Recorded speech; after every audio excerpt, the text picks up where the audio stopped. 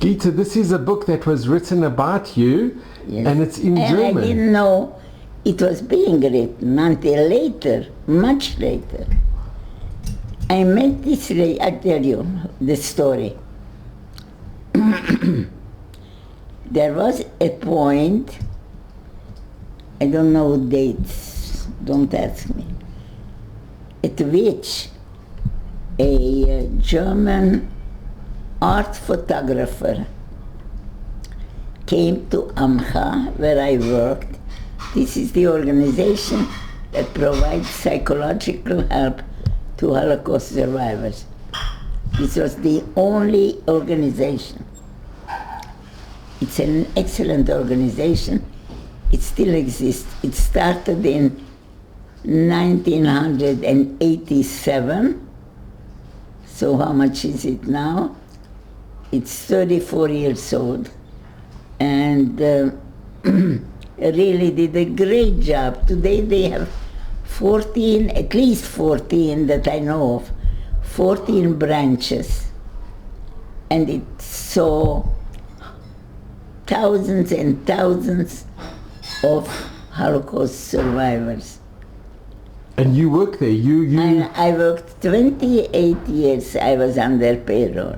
But you, as a psychologist. As a psychologist, psychotherapist, and I worked individual therapy and group therapy and family therapy. And I traveled to Germany, and I traveled to Turkey, and I traveled to America via Amcha. And I'm still Amcha. And I got this, I think I got this Medal of Honor from the German president also because of my work with Holocaust survivors, while I am also a Holocaust survivor. Because it's not a very common thing. It's very unusual. And I'm going to just show, this is a picture with you and the German president. Let me see. I forgot that I have such a picture. Yes.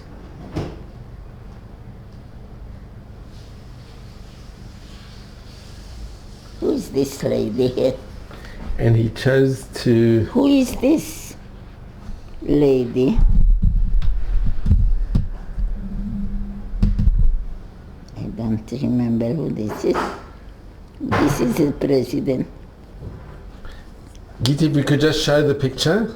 Yes. You can just show, so here's you with...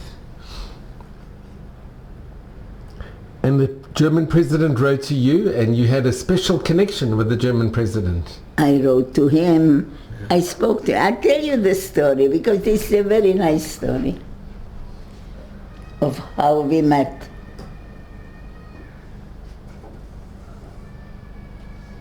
And this is... What do you have here? This is also a picture with you, with the girls in... You would take groups to... It's a very nice picture. You took many groups to Auschwitz in Poland. You've been... How many times roughly have you been? Way over 100 times. Way over 100.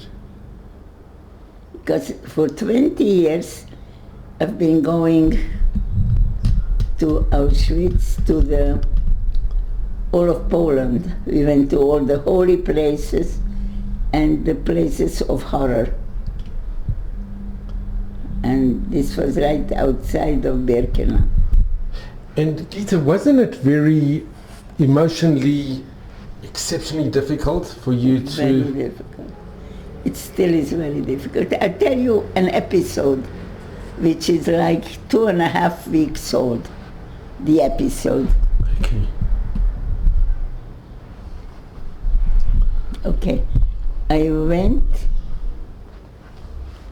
went to a physiotherapy section of the Kupat Cholim, of the National Insurance Company. I had some issues with them there, something to do. And when I finished and I was leaving my physiotherapist's office and I was going out through a big hall. She had a little room and with a big hall, and I was going out. Suddenly I noticed something and I stopped, like my feet became rooted and I cannot move, and I'm staring at one point in that room. And that's where I was, and Clara, my metapelet,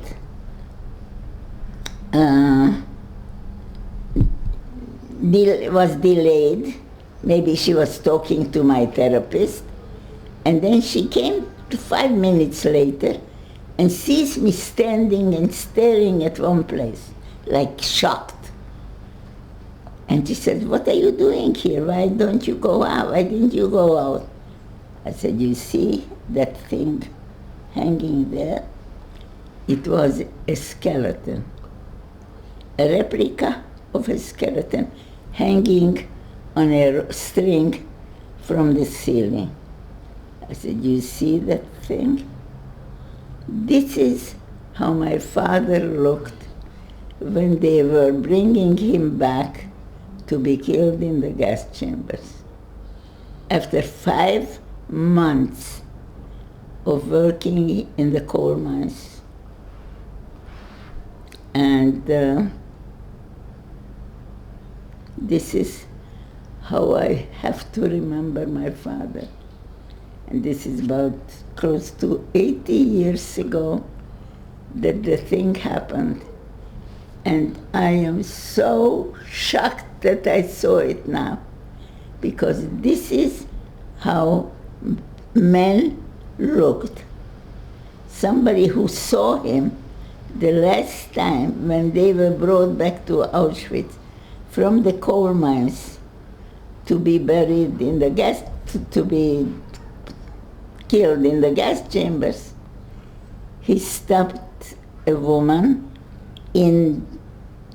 on the other side of a fence, of an electrified fence that separated him from the sea camp where I was for 5 months, where we were for 5 months.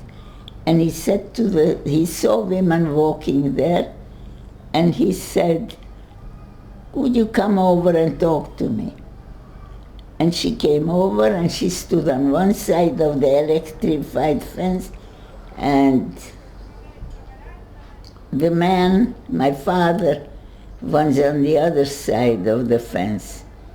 And he said to her, "Could you please tell me whether there were any women from Host left in the sea camp?" And this was the sea camp. That's where I was. The same day I was there, and I was taken to a work camp, labor camp. And my mother was also there in the sea camp, and she came with us until the showers. We were given showers, 200 women, young women, and my mother sneaked in, and she was with us. And so we were marched to the showers. We were given a shower. We were naked, and we were sent to the next room after the shower to sit down to dry up, because they didn't have towels for us. So we sat, all of us, from age 15 to age 32. But the few women who sneaked in, like my mother, were older. My mother was 47 years old. And while they sent us to the next room from the shower, and we were supposed to sit down in this big empty room. It was called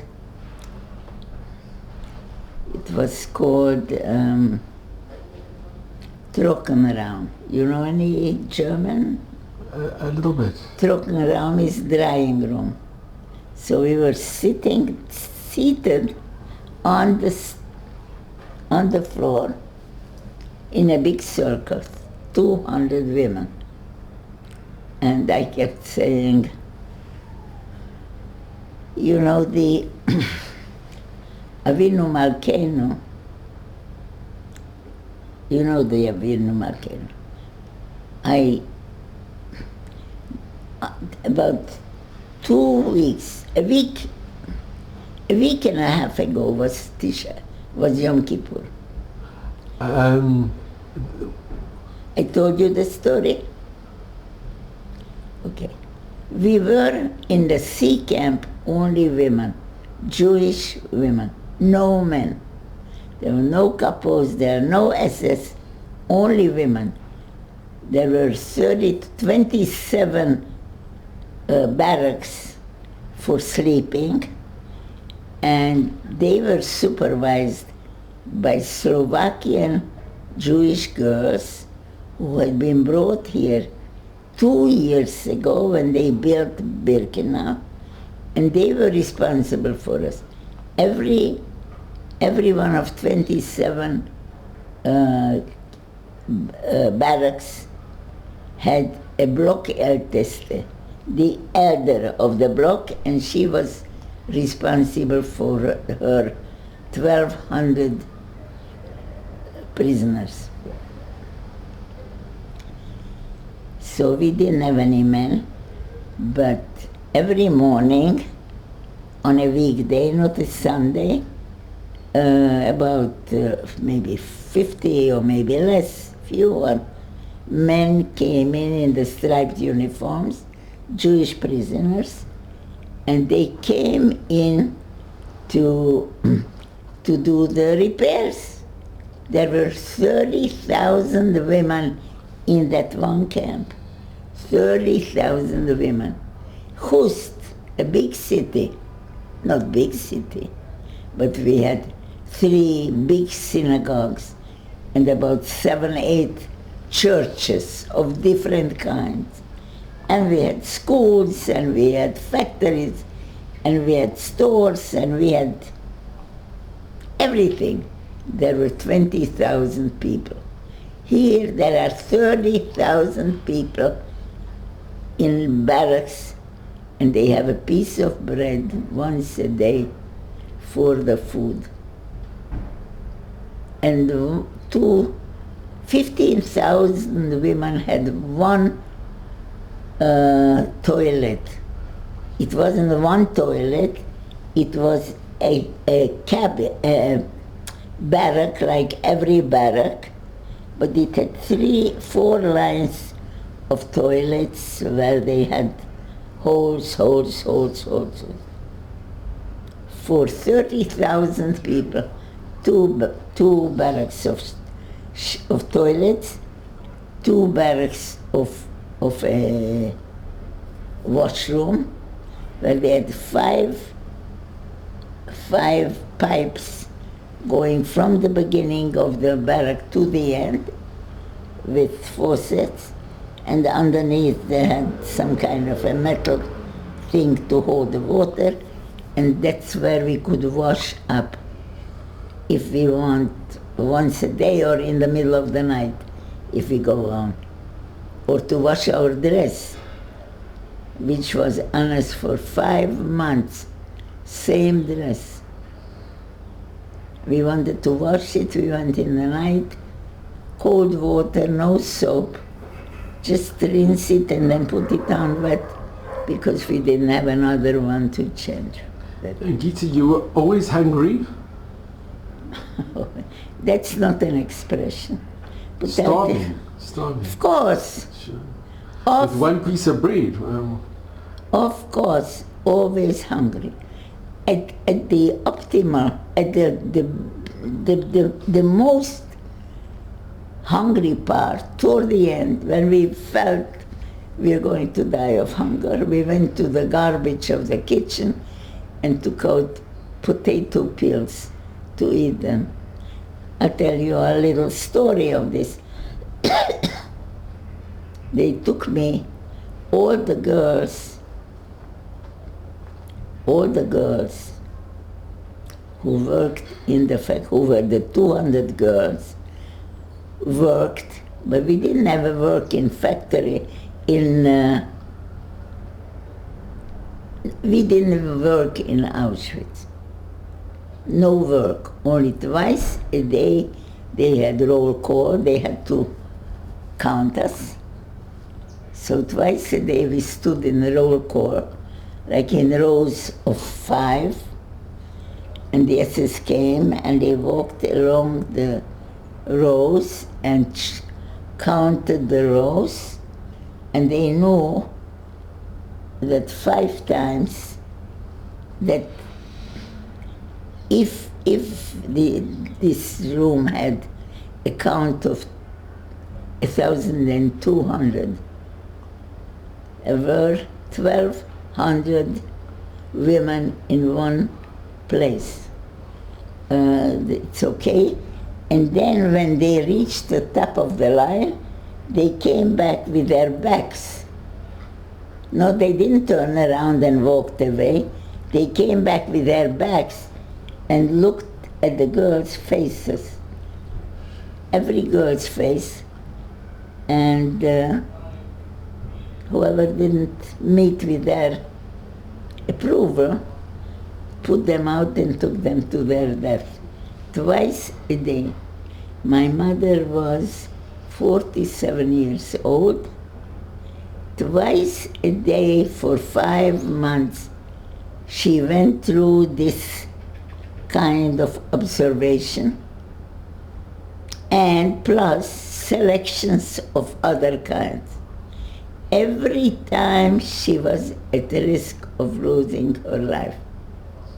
And you know what? Not once in the 5 months of Zelappel, of the roll call, did anybody notice that my mother was more than twice my age. She did not belong to Auschwitz because all the mothers, all the people her age had been taken with the first selection the day we arrived. And she stayed for 5 months, and the SS did not catch her. Where young 18-year-old and 20-year-old girls were picked out to be taken to their death. It's a miracle. This is a miracle. My mother is the live miracle of God's power. Really. Live miracle. She is a testimony, was the testimony of God's goodness. And when they took her away from us, that was when we were sitting naked in that room. Remember I told you? And I was saying, one girl that day was Yom Kippur. On Yom Kippur, the men came to work. I told you, in the striped dresses. And when they came in, they always gave somebody a piece of bread. They brought the piece. They had access to stuff. They brought a scarf because we didn't have hair and it looked horrible. Or they gave us, they brought something. They saw, not somebody specific, somebody who passed by, and they gave her. So on Yom Kippur, they gave one girl in our barrack a machzor of Yom Kippur. And the girl, when we came in to be Blocksperre, to be in curfew, in the evening, lock the door, we had all to be in their barracks, in their dargashim, in the beds. And she said, I got a Mahzor of Yom Kippur, and I'm going to read it to you tonight. And she stood up on something so that she could be close to the girls on top and on the bottom. And she started chanting the Kol Nidre. And we did not say Kol Nidre like we say today. Brooks classical Kol Nidre, na na na na na na na. That wasn't yet in style. But today everybody sings it that way. But at that time they chanted it every Bat Tfilah, every chazan had his own style. Okay? So she read it. I told you there were 1,200 people in the barrack. All 1,200 people, girls, opened their mouth and cried and cried and cried. And there were not 100% of people who know about God. For sure not.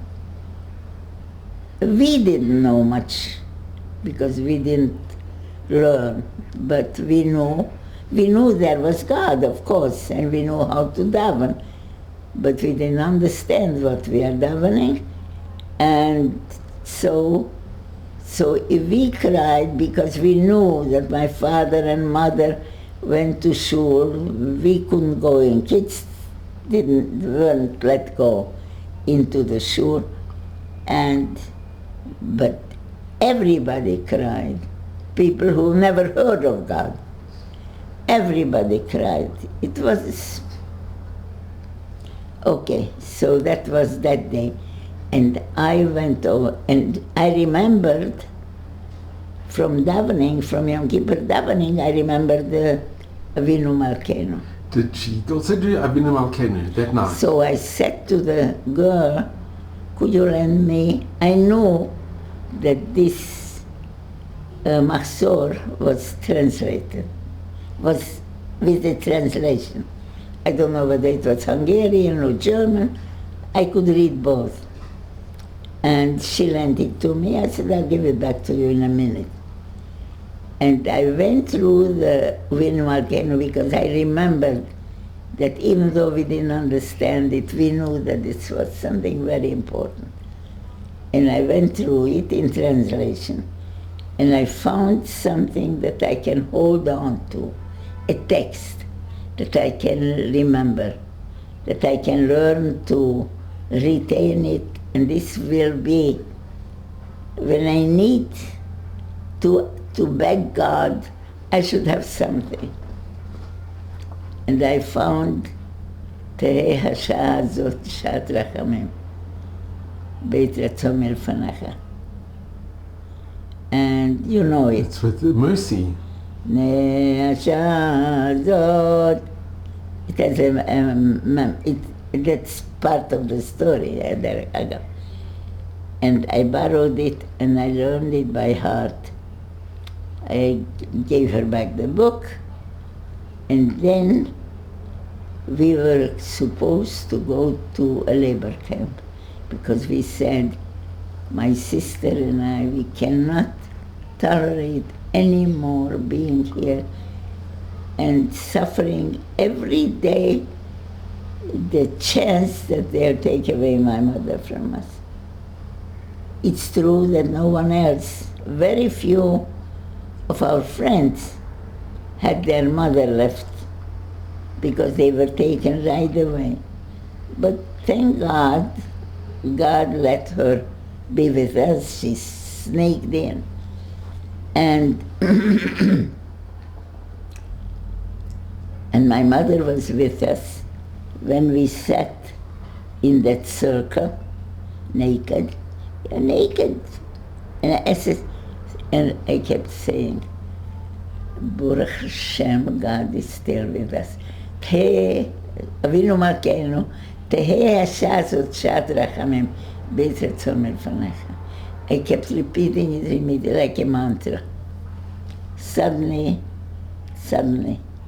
3 SS come in, go around in front of these women, pick out 8 women. My mother, my aunt, my father's sister, and other 6 women, 5 women, and a 14-year-old child of one of the ladies. They are all. This is my telephone. I wanted to tell you about this particular thing. So they took out this. These are all women who were friends of my mother's. Very fine, middle-class mothers. And so they took them out, and the mothers didn't even have a chance to turn around and say, children, may God watch over you. No goodbye. And they were taken away. And my sister and my cousin, who was a daughter of my aunt, she's very close to us, we stayed from then on together. And we said, I think I stressed it. I was 17 years old. And I said, we are not going to cry over our mothers. We're not going to talk about them. God will have to do what He has to do for us, for them. Agreed. Then they put us into a train, and they sent us to labor camp for 7 more months. And what I wanted to tell you here is that my mother would not have survived 1 week of that camp. Auschwitz was one thing, where they took and throw you into the death camp. In this labor camp, nobody died. None of the 200, whatever, plus minus, came. Nobody died. But the conditions under we lived there were so awful that my mother would not have survived 1 week there. And then we met her at home. She was at home when we came home, because she was liberated in January. We were liberated in May. 5 more months. And you didn't know? You didn't know that your Of course mother we didn't know. had survived? Of course we didn't know. Of course we didn't. But it was, when they, at one point, when I started, at one point, when we were when they invited me to Germany.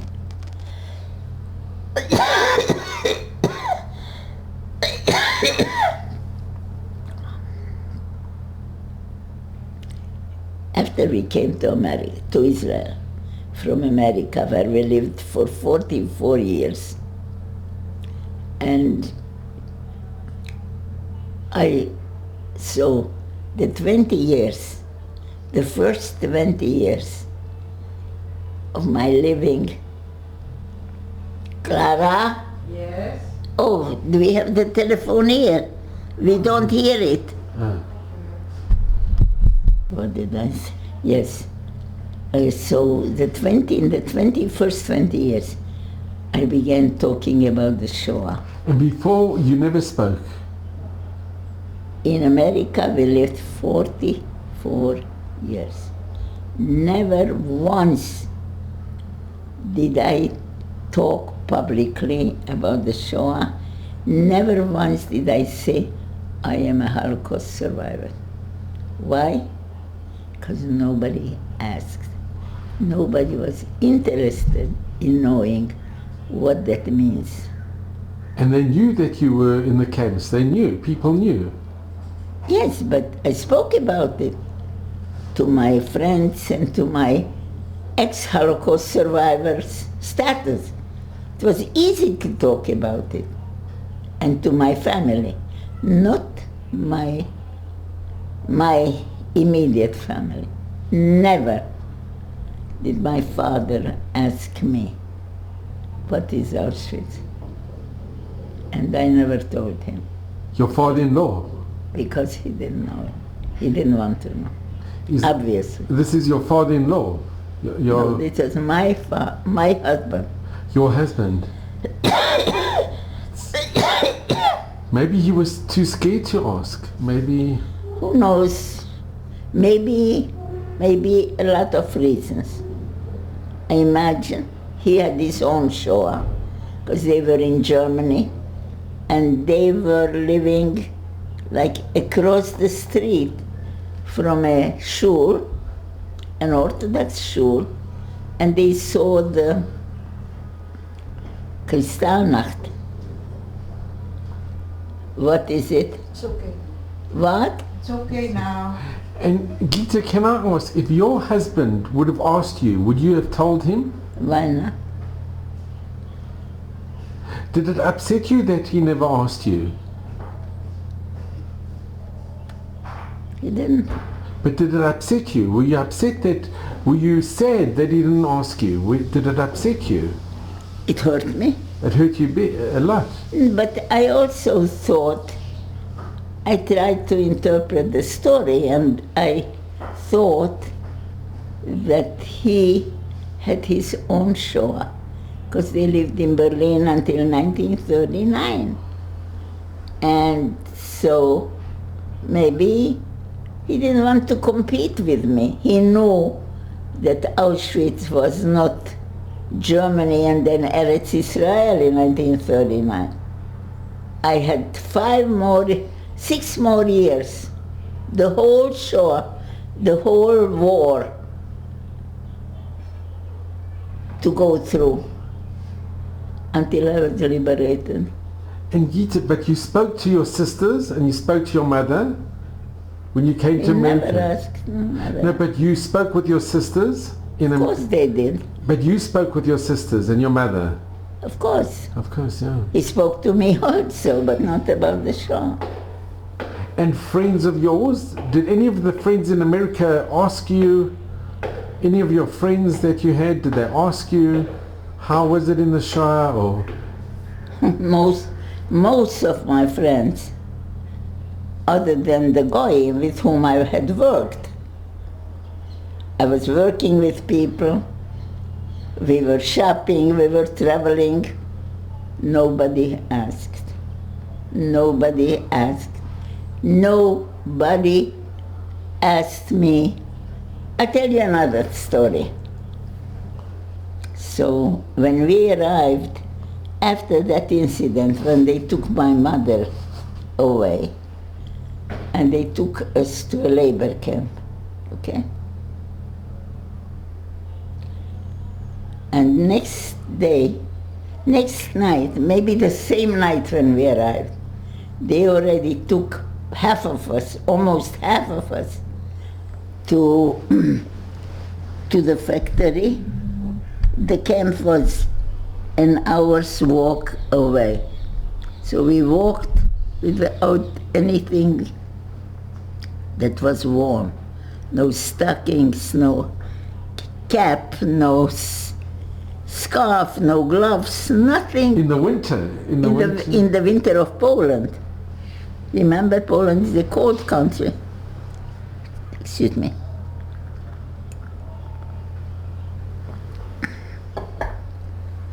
So they took us to work in a factory. And I worked on a lathe machine. Do you know a lathe? Okay. Standing up, I had to work like, here is a piece of metal and here is a form that forms that metal into a something. Standing 12 hours a day with one piece of bread in the morning, Nothing in between the 12 hours. And then you go home for another hour, and then you get home and you get some kind of soup that was made of water and, what do you call it? Some kind of esev. What do you call it? Not real vegetables. Chas v'chalila. Nothing that was like a normal vegetable. Some kind of grass. Had a little bit of salt. This is my interpretation. It was wonderful. It was hot. It had a little bit of salt, this water. But this is in addition to the piece of bread that we got.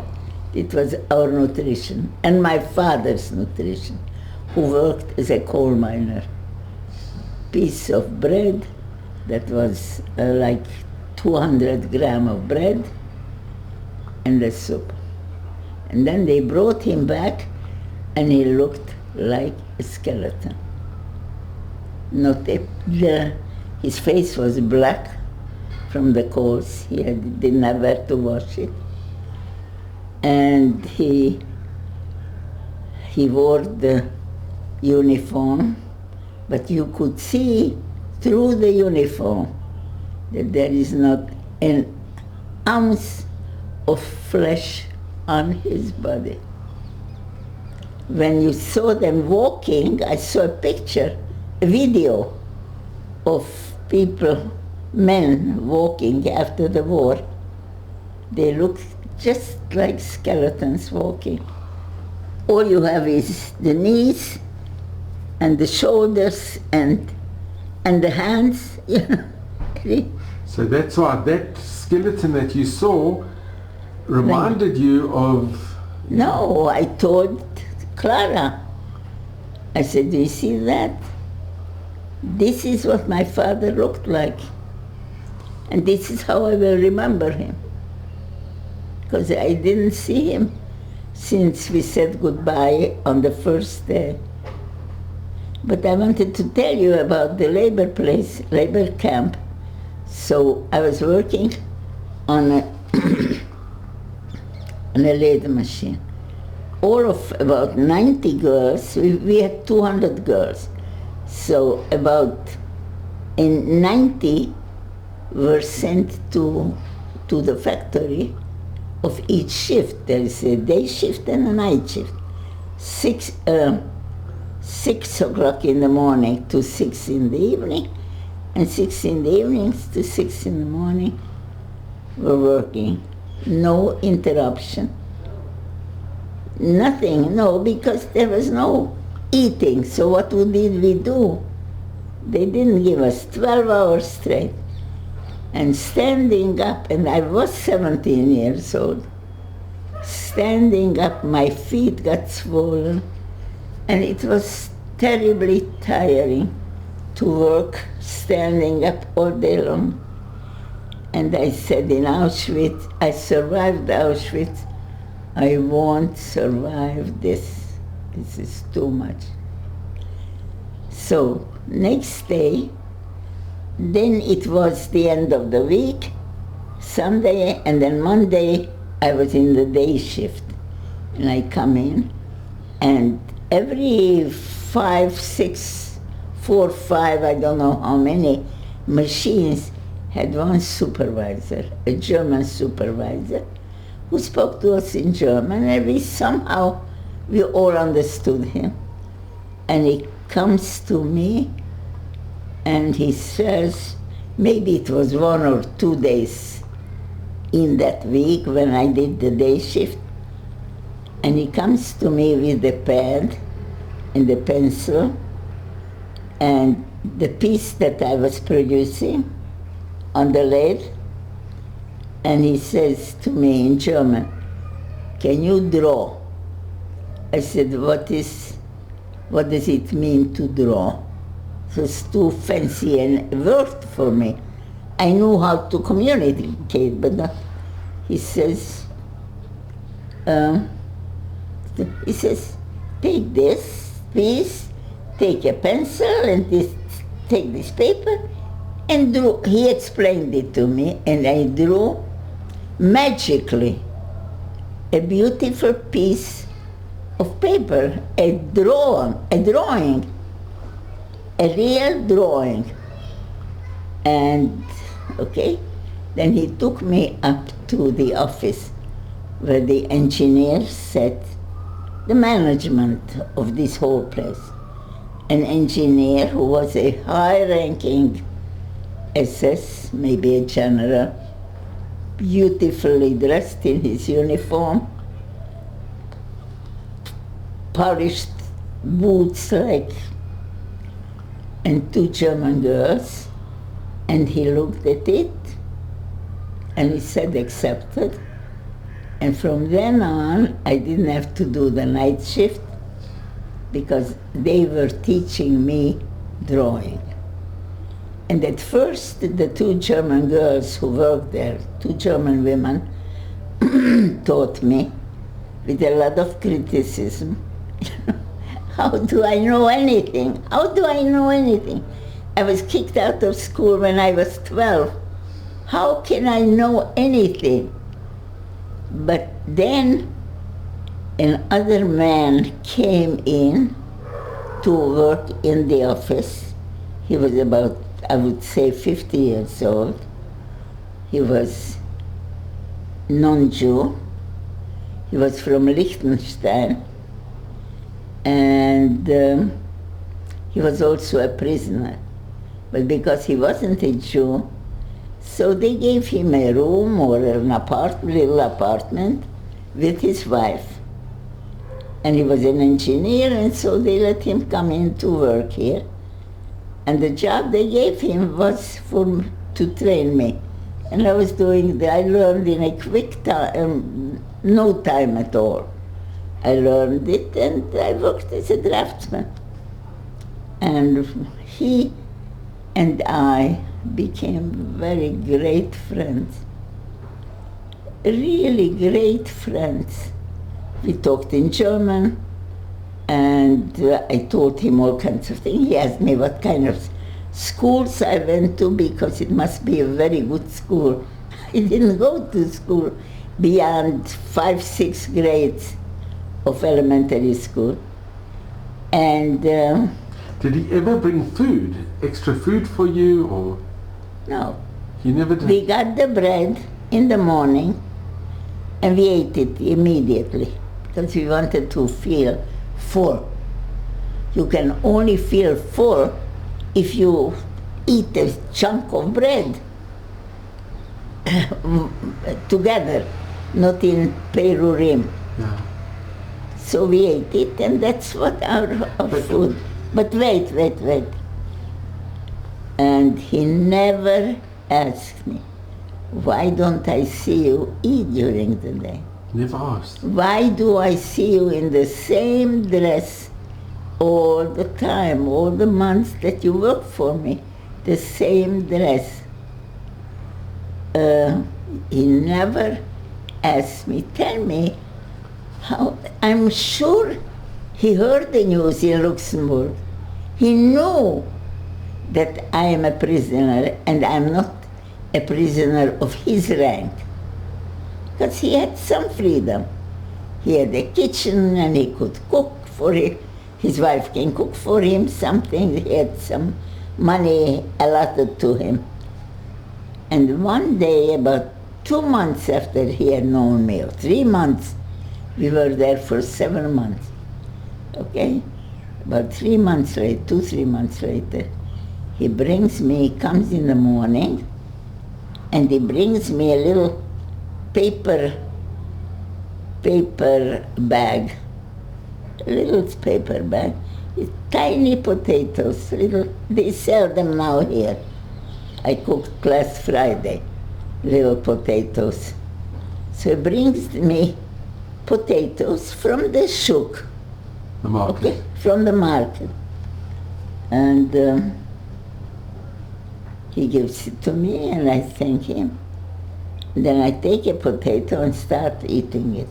With the peel, unwashed, unpeeled, uncooked, and I start eating it. And he looks at me and then goes, turns around and goes into the other room and cries aloud. He didn't know that I don't have where to cook those potatoes, and that yes, I am so hungry. That's no problem to eat it with the peel and with the dirt and from the garbage. This is the first time that he realized. Also, he didn't ask. And did he bring after that some food for you? He brought it for me as a gift. But did he bring the next day, or did he bring more food? No. But he didn't. Toward the end, about a month or a month and a half before the end of the war, everything was already closed. Hitler already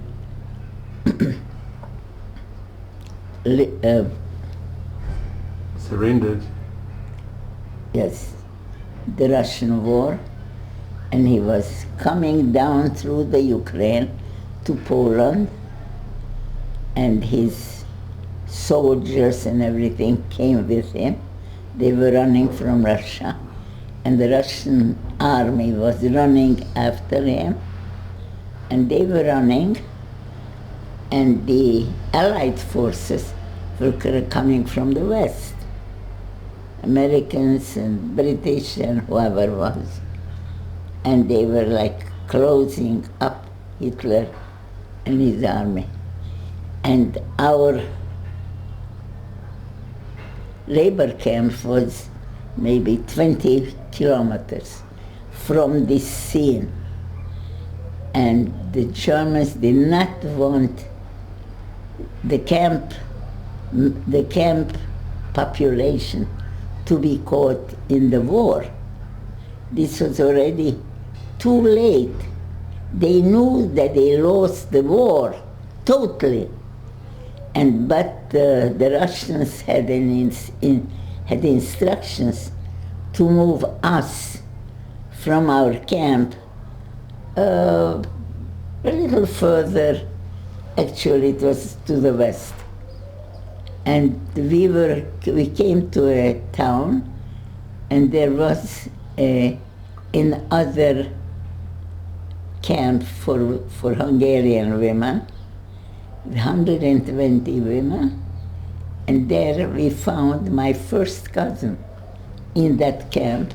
So Gita, can I just ask you, Pardon me? do you remember when the Russians liberated you?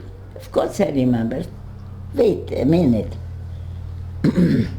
Here comes the liberation.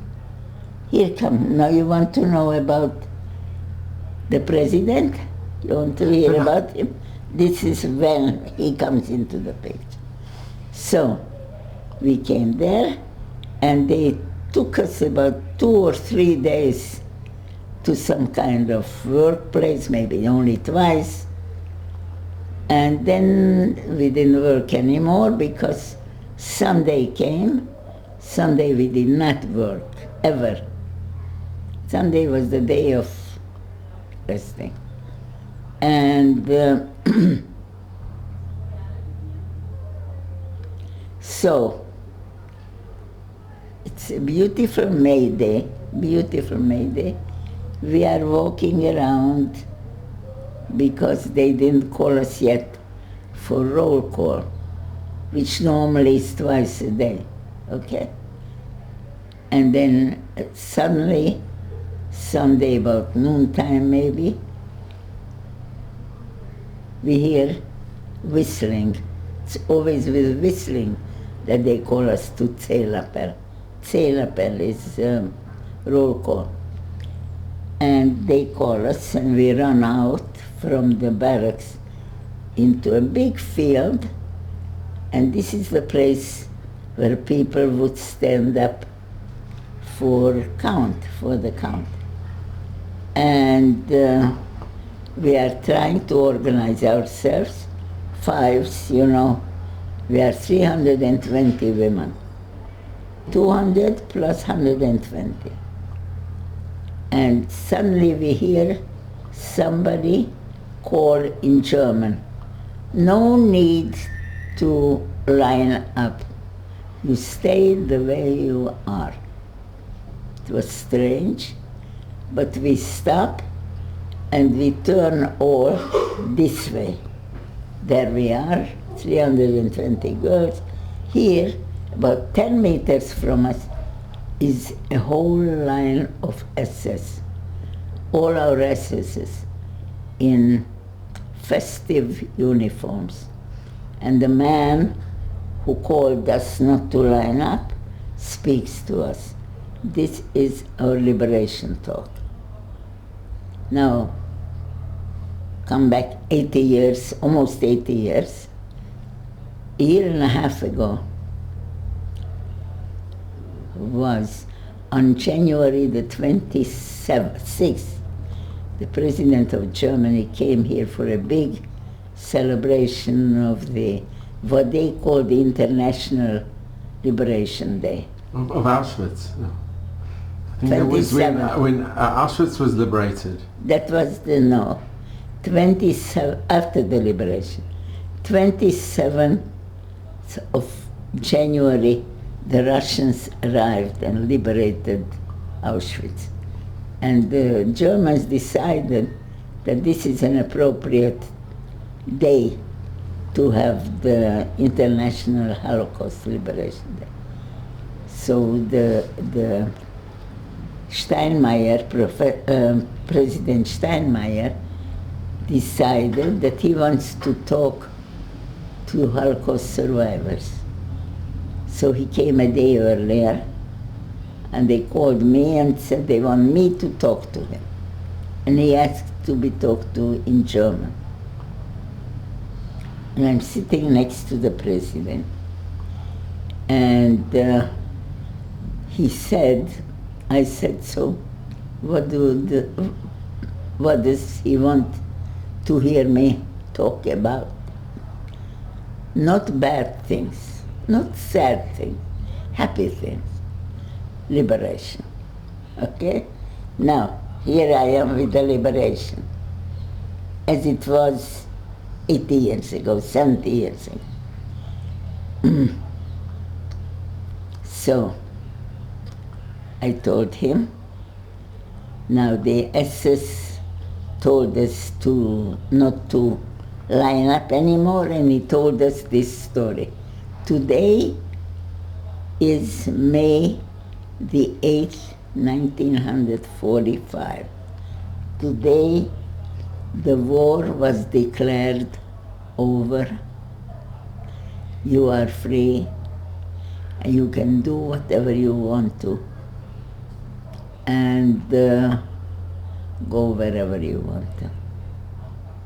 We were asked to stay with you, to guard you until the Russian army arrives. And because we are only here to watch you, we are asking you not to do us any harm. Now, this should be something very joyful. This is what the president thought. And I think of myself that day, and I'm standing like this, limp, like this. And I said, I must be crazy that I'm not happy, I'm not shouting hallelujah, and here we are, and soft, we are free and liberated. Free. And I look at the other kids, 319 kids. Everyone is like me. No smile. And I said, because when I decided that I'm crazy, I said, even a smile? 6 years we are waiting for this day in which this happens, and now not even a smile? And I said to the president, no, because I told him how I felt. I said, because by then we have lost everything. We have lost our parents, we have lost our properties, everything that we had, our dignity, nothing. And he stood up and came over in front of me and shook my hand. I gave him the book, and he said, I'm so sorry, but I was one of those people who always felt the obligation, the duty to do something about that horror that you had. A week later, then of course next day was the big tekes, the big ceremony at Yad Vashem, and we were sitting there with a whole lot of little rooms that represented the media, and from every country of Europe, and they kept asking us, the Holocaust survivors, to come and talk about all kinds of things. And he made in another section of Yad Vashem, he made a beautiful speech in English. He speaks wonderfully English, and Zehu. And then he wrote a letter to me, and this was about 3 months later, to thank me for talking to him the day before. And I also wrote to him a letter about talking to him. Oh, a week later, I get a phone call from Amcha to stand next to the radio, because the president was invited to the,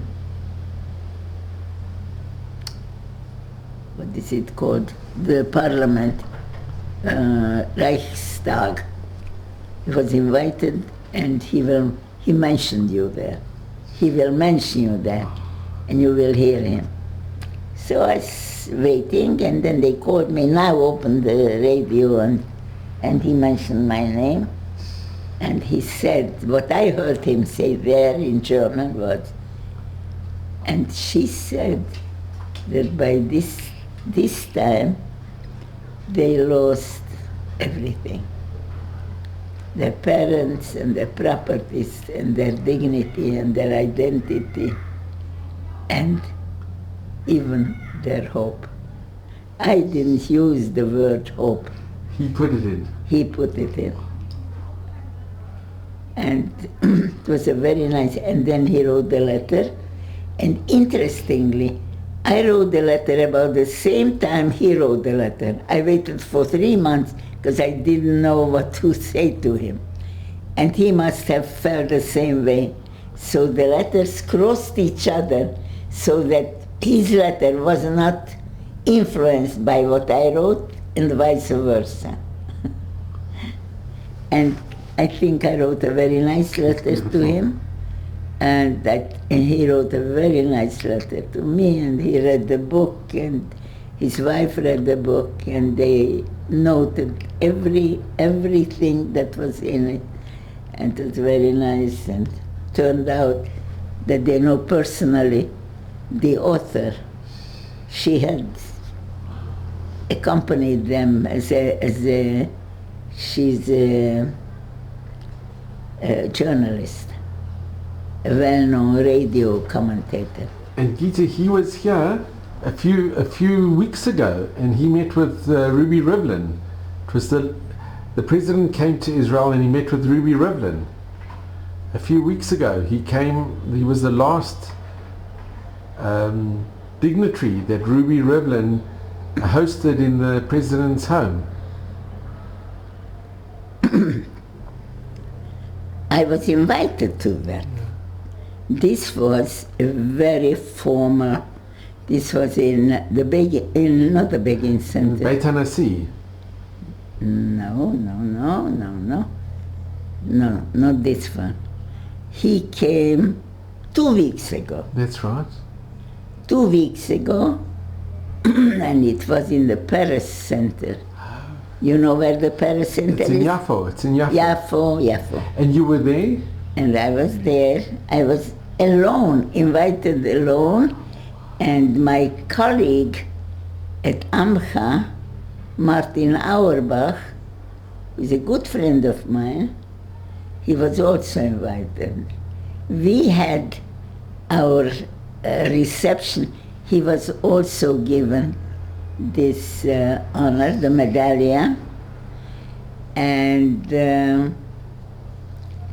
I had invited him before as a guest of mine because he hadn't yet received that medal. But then he got his, and he said, "Why don't we do it together?" Wonderful, wonderful. So we did it together, and it was very nice. Everybody thought that it was very nice because I said we have to. It was in the garden of a beautiful home that the ambassador, is a woman, had. It's a gorgeous garden. Had about 5 groupings of old olive trees. You know what an olive tree looks like when it's 800 years old or 6. They live very long lives. It was beautiful. And I had written when I received the medal in the notification of the medal, I wrote a letter to the president thanking him because he was recommended it.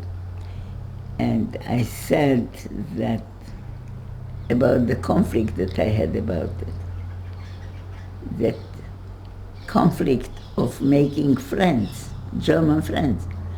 I wanted to tell you because I was supposed to have here, I told you, I was supposed to have here this German girl, 6 people in one group, but a number of other, a lot of groups arrive here every year for a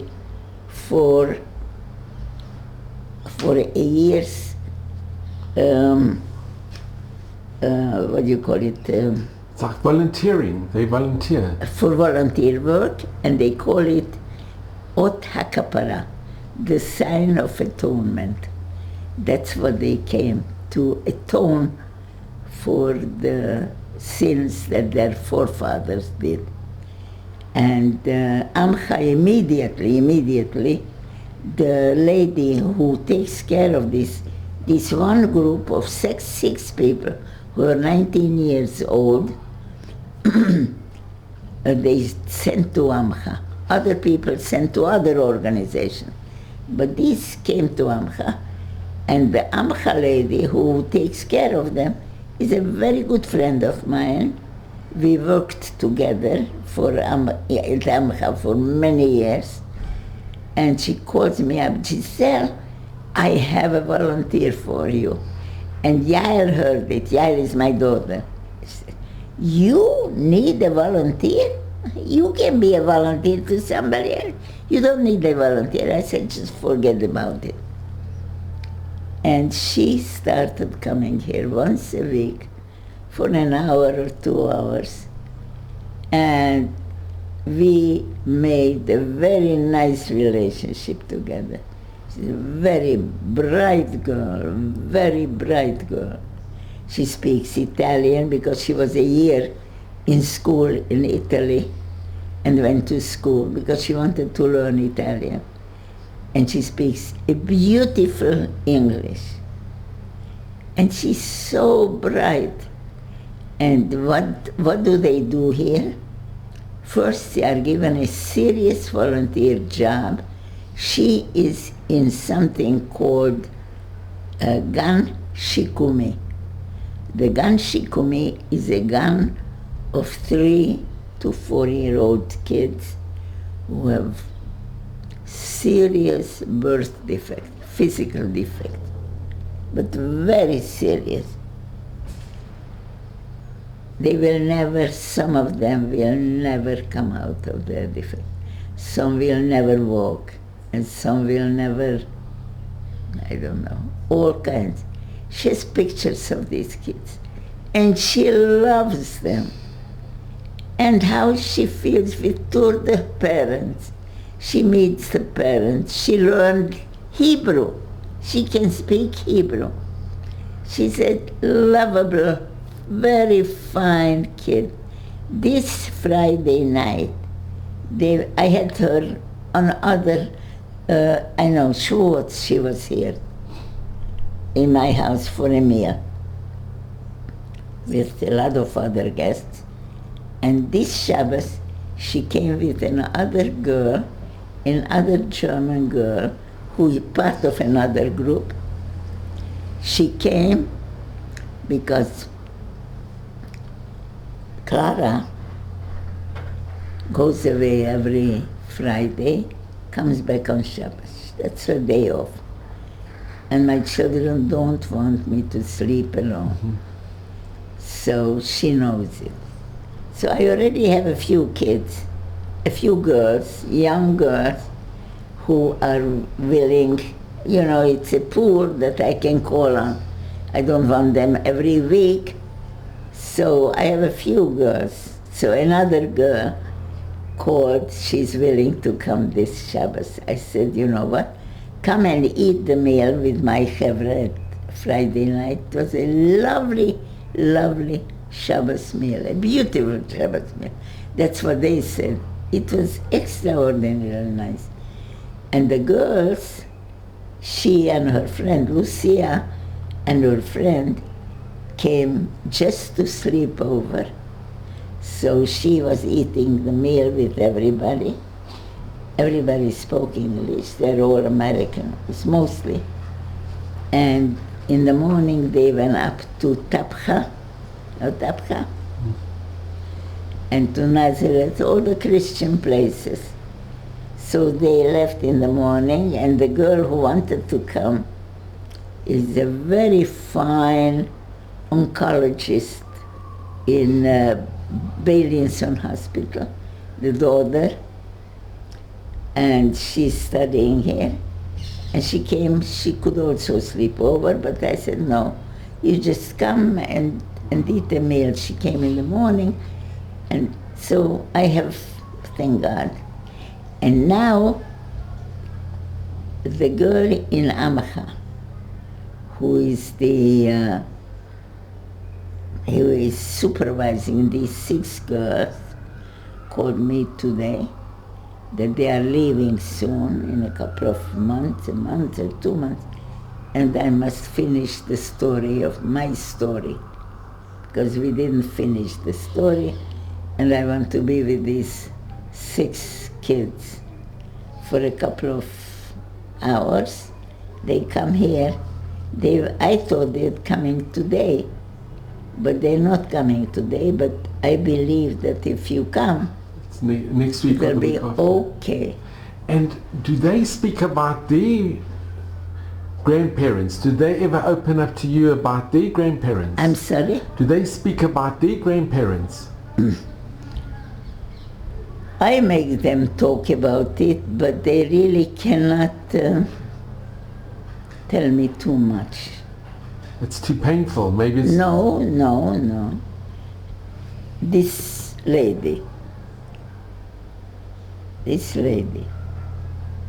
talked about, definitely, before I let her write my story, I wanted to know where she started out, because she's really a very, very exceptionally bright woman who was, for instance, a Russian correspondent to German radio. She lived in Russia, and she learned Russian. I wrote a book about Russian women. And I always ask. And some know about them. I also once entertained a group of maybe 20 German young people who were in a commune, lived in a commune. Remember communes in Germany? And they were brought, everybody comes to Amcha because they know that's where they get information about the Shoah. And so I happened to be in Amcha. I worked there. Until I worked there, but then later on they couldn't come because the corona came, so I stopped going there, and I worked from home, or I visited them. But this came in, and I spoke to them in German, and they were about in their 20s, let's say, at most in their late 20s. And some were at university, and they were developing intellectually, of course, and some worked as laborers, in a mixture of people. And when they came in, first of all, I spoke to them in Amcha for about half an hour. I said, I must go, I have patients there, but if you want to hear my story, you come in the evening, 9 o'clock. They came at 9 and they stayed till 2 o'clock at night. And it was for me a very important talk. They came in, first thing, a guy asked what the mezuzah is, because he sees it everywhere, and he didn't dare to ask. And I told him what it is, very nice. And I said, we are religious Jews, every religious home has it, and in Israel, I think everybody has a mezuzah. Okay, so, and after I spoke to them, he was the first one. I asked, so what's the comment, what are the questions? He said, you said that you were religious people. How can you still believe? And I told him. I talked to him as I talked to lehavdil, Jewish non-religious kids. I cannot imagine the Shoah not being a matter of God. He organized it, and he saw it, and he does everything that is good, but not immediately. We don't know when it's going to happen, but all is for the good. But and I quoted to them the Megillat Esther, when Esther is told, if you're not going to the king and ask him to help you, somebody else will do it. It doesn't matter. If it has to be done, somebody will do it. But you won't get the schar for it. The reward. The reward, yes. And the second one who answered was one of the laborers, plain jeans, and he said, I am so glad I heard your story. I never heard any of these things. And whenever I ask, but this I heard universally, when I had a chance to talk to my grandparents, great-grandparents, they would, mitchamkim, they would try to get out of answering. To avoid or minimize. Sure, they didn't want to. But there were some people who said they suspected that their ancestors really did bad things, but they didn't have an answer. When I spoke at the tekes of the award of the medallion, I wanted to ask them, did the whole nation followed Hitler? Every housewife, everybody had to follow him. Now, let me ask you, did every person, any one of the German nation, did he ever saw a Jew who looked like the one depicted by Hitler in the Stürmer? Another question. Did you ever meet a person, not only a Jewish person, a person who did anything to deserve the kind of fate that Hitler subjected us for? Did you ever see anyone who did something so horrible as to deserve the kind of fate that Hitler put onto us? The latest thing that I heard this week, I don't know who said it, and I don't know where it comes from, but somebody said it in my presence, that Hitler didn't allow to call the Jews as a minority. Can you imagine? We were the classic minority everywhere. The classic minority. Why doesn't he let us be called the minority? Because we had power, much more power than the majority has. True, because we were bright and we were learned and we were charutzim, what? Was it pioneers? We did a lot of... Pioneers. We were people who were working and thriving to get ahead in the world and with the world and for the world. We are not the character of a minority. Who was a minority? Who is a minority? Today, I don't think Israel has a minority or calls anybody a minority. Yes, we are a group, we are a nation which is made up of small groups from different countries. Some are more developed and others are less developed and more primitive. But we are not minorities. We have all equal rights.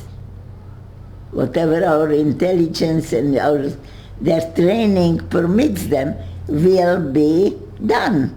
And if not in this generation, in 3 generations, when their kids come out of the army and marry and go to college, and It's happening, yeah. It's happening. It will happen. I'm very happy about that. Do any of the German volunteers or who come and visit you, do they ever ask you for forgiveness, if you could forgive? I am telling you, I didn't tell you this. The president, when he shook my hand and he saw me being so unhappy that when I told the story, I mean, you can feel that I'm living it over now. And he says, I'm so sorry. But I was one of those who felt all along the Verpflichtung.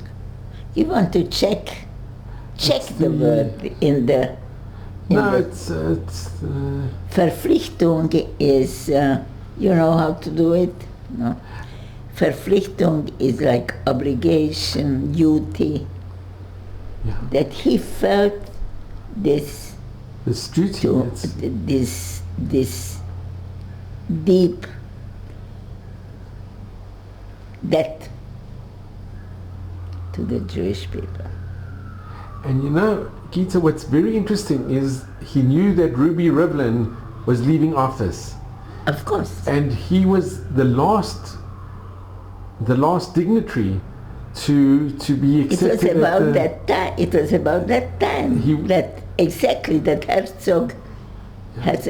To me, when I heard it in the middle of the night, when I heard the swearing-in ceremony in the Knesset, and it made me so proud.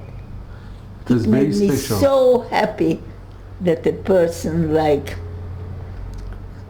Herzog, not that I heard from him, he was in the Labour Party, I was very far from the Labour Party, but his grandfather, I felt that, and I didn't follow the election of the president. I heard there was a woman, I don't remember her name, but she's a very worthy kind of lady. But he made it. He made it because he had chazakah to the presidency. Because his father was, not his father, his grandfather. He was the chief rabbi. Was a chief rabbi, and one was president. One was president. But it was so nice to see how Ruby Rivlin gave such respect and such honor, and when he received it, they had this chemistry between Ruby Rivlin and It was Herzog. so beautiful. I said I never saw any Knesset celebration or event where people were, there's a very good Hebrew word, lefargen. Do you know what's lefargen? Verginnen is not to be jealous of somebody. They were happy for each other. They were happy for each other, and it was, but everybody was happy for him. Everybody. So Gita, I'm going to ask you, what you went through, I mean, to see your father, what the Gehenna, the hell that you went through, did you always retain your emunah? Always. You always kept your emunah? From age 8. I would say 7, 8, 6, I feel. You always kept your emunah? Always. And especially in camp. Especially. My mother always, while my mother was with us, she said, you'll see, children, we'll live, and Hashem will give us. My mother was full of faith to the end. And I was so sure that God was with me through, that actually He is there watching me suffer. But I knew it is for a reason, for a good reason that He does it. It's incredible. Never had any You never doubt. doubted, never once? Never. And Gita, can I ask, being a psychologist and helping so many Holocaust survivors yourself, which is in itself very unique, did you have to confront survivors with their issues about Emunah and... Yes, but as a psychologist, I cannot be a missionary for being somebody more religious. No. But I could not do that. I am not allowed to do that. But of course, I told them what my attitude toward God is. And to the end, I had people who were a woman whose mother was religious. They had a Hungarian woman. She was in Auschwitz also. And she married a Iraqi person who comes from a religious home. And he was the only one in the family, his family, who was not religious. She didn't have any, yes, she had some siblings. I think it's a brother or a younger brother, but he didn't survive. And she never believed in God. She didn't have it intellectually. I think that many people who don't believe in God say it because they think they're intellectual. And logically, of course, you cannot explain any religion, especially not Jewish religion. No, I don't know whether especially not, but certainly you cannot, any God image you cannot explain logically. But you read a Rambam, or I get so this week on Tisha B'Av, I heard somebody from Matan, you know about Matan. Her name is Ziegler, Judith Ziegler or somebody. Beautiful, beautiful, beautiful lecture on Tisha B'Av. It was so nice.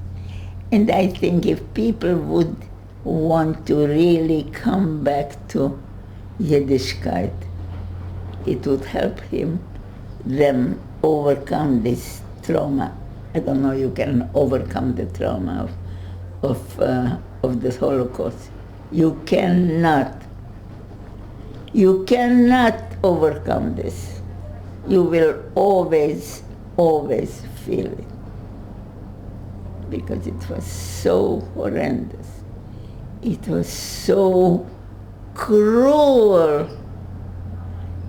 Incredibly cruel. I told you about the story when I was in Germany the first time. And did I tell you? Somebody came one day. I went to Turkey, that was interesting.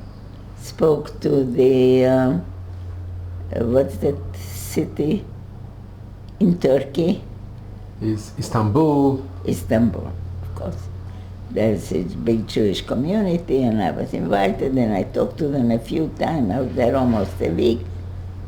Very, very good. But then I was invited to Germany.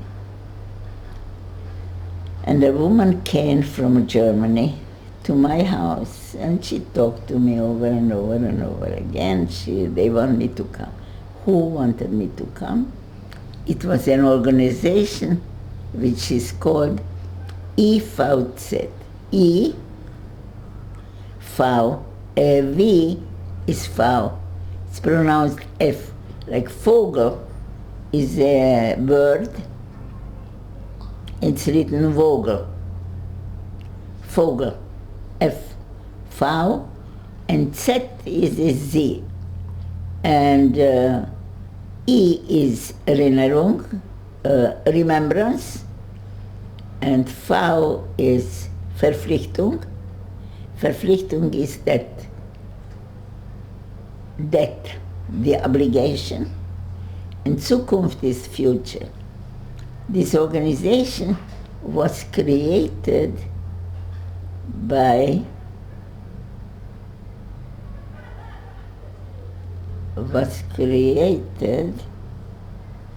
the German industrialists, like the car company Opel and the IG Farben industry, who used Jewish slave labor for their companies. And they owed something, the Jewish people.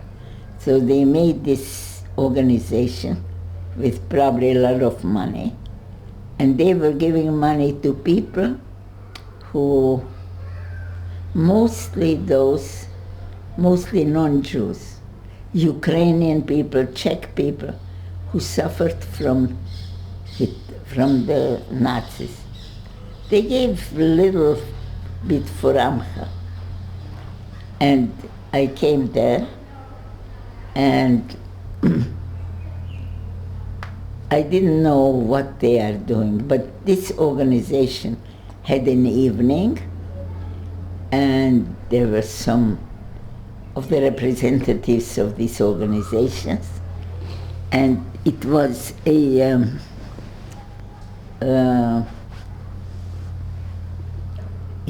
panel that I was in. So they had a gypsy person, and then they had a German person who was doing the administrative work for this organization. He was a German. And I was there next. In the middle is the mediator. And the mediator is a man called Raphael Seligman. And he's a journalist, Jewish, who publishes a Jewish newspaper. And it's sent all over Europe, because there are whoever are Jews, and they all speak English probably, and this is a German language newspaper. He's a very bright individual. I figured out, but I'm not sure whether it's so, but I figured out that they had lived in Germany before the war, and then they managed to escape to Israel. And there he probably learned, I imagine that the family must have been religious, because he speaks Hebrew, and he speaks Yiddish, and I'm sure he knows Torah, you know. And so he's in the middle, he's the mediator, and then I sit, and next to me sat a judge who was from a noble home. His name is from Renesse, who is a relatively young person. He was 51, and he's a judge, a German judge who joined immediately the Wiedergutmachung, the Pitzuim organization, and he was very disappointed from this organization. He noticed one day when they had a meeting and they opened up letters from Holocaust survivors requesting something like, I don't know, dental work, eyeglasses, stuff. And the people receive it, open the letter, read it, tear it up and throw it into the gun.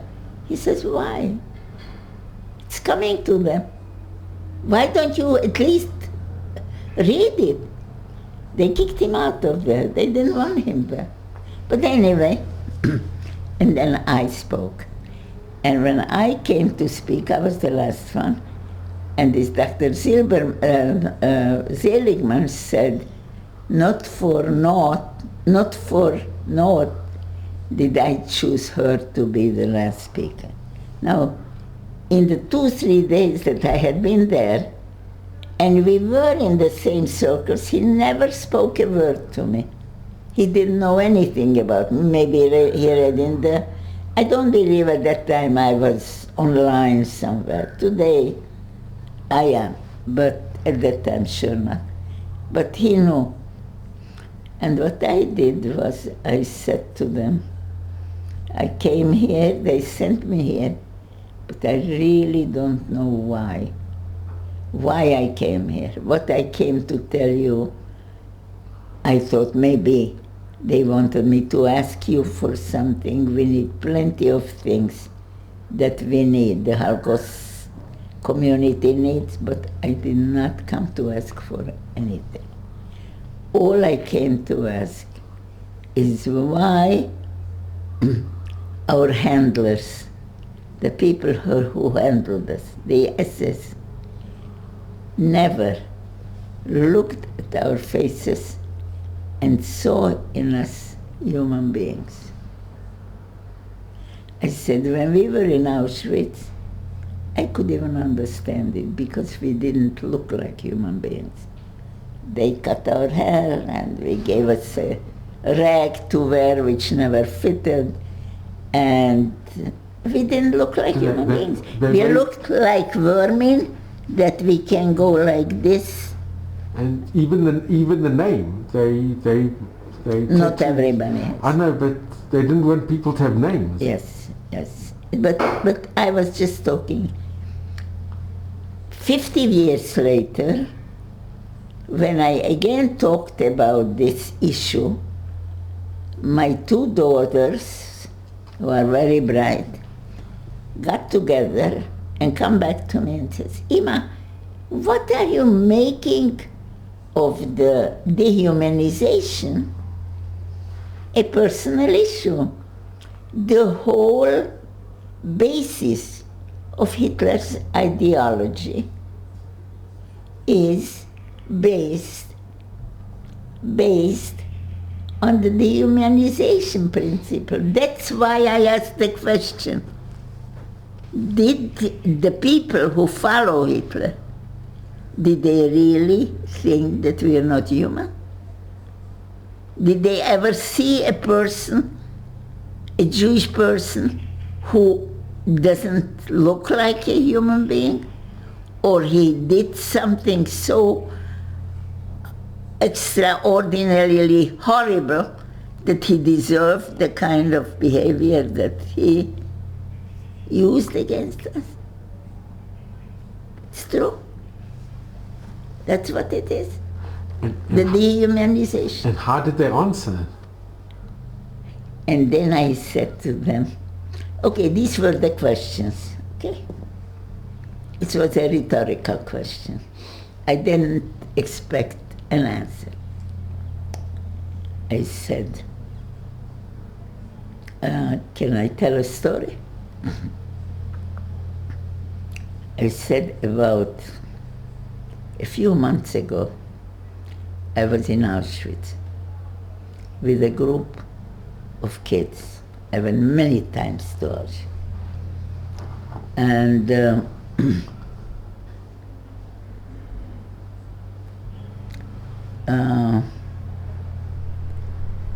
one day, it was a Friday morning, we went to Auschwitz, to the Auschwitz Museum with a group. And we were in the, have you been there?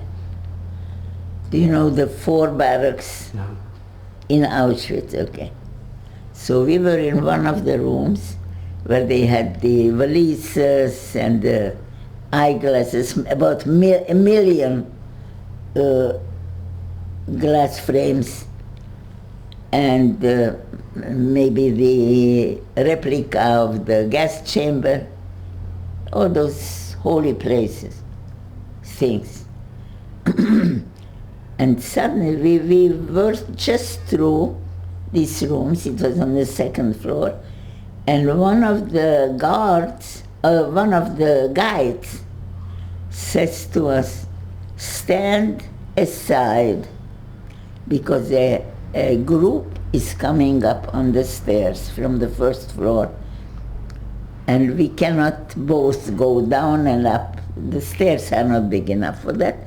When they come up, we'll go down. Good. I was close to the door, and I stood there like this is the door that leads to the stairs going down.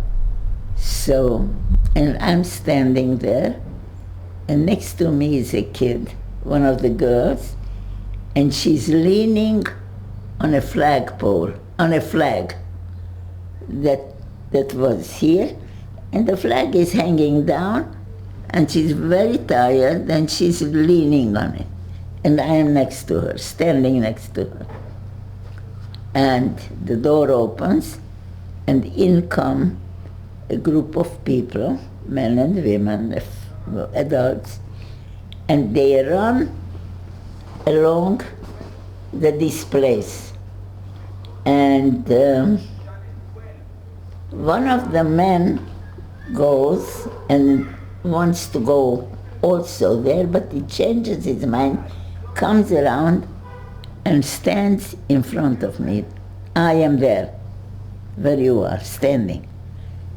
And he stands about this far from me, about 10 centimeters from my face. Stands and looks and stares and looks. And I'm getting tired of this. And then I say to him, where are you from? In English. And he said, Portugal. It's quiet again. And then I say to him, are you Jews? And he says, no. And then he says to me, and where are you from? And I said, Israel. And as he's standing in front of me, and there is the girl with the flagpole, he bends down, picks up the spitz, the corner of the flag, puts it to his mouth, gives it a kiss, and then turns around without saying goodbye or any word. He goes away. I cannot tell you how I was impressed with this, what an effect it has on me. And I said to the Germans, this man looked at me and he said to himself, she is a human being. Gita, it's unbelievable. Pardon? It's incredible. Wait.